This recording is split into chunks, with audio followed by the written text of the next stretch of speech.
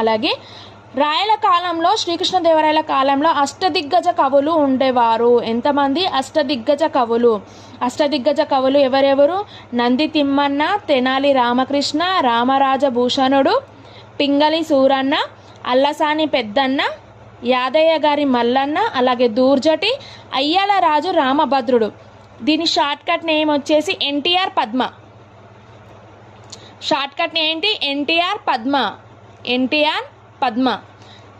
2 names గుర్తుపెట్టుకుంటే చాలు. NTR Padma names. NTR Padma. పద్మం కమల. ఎన్టీఆర్ హీరో ఎన్టీఆర్, పద్మం అంటే కమల. ఎన్ అంటే నంది తిమ్మన్న, టీ అంటే తెనాలి రామకృష్ణ, ఆర్ అంటే రామరాజు భూషణుడు, పి అంటే పింగళి సూరన్న, ఏ అంటే అల్లసాని పెద్దన్న, డి అంటే దూర్జటి, ఎం అంటే యాదయ్య గారి మల్లన్న, 8th వన్ వచ్చేసి ఏ అంటే అయ్యల రాజు రామభద్రుడు. ఇలా గుర్తుపెట్టుకోండి, గుర్తుండిపోతుంది. ఎన్టీఆర్ పద్మ.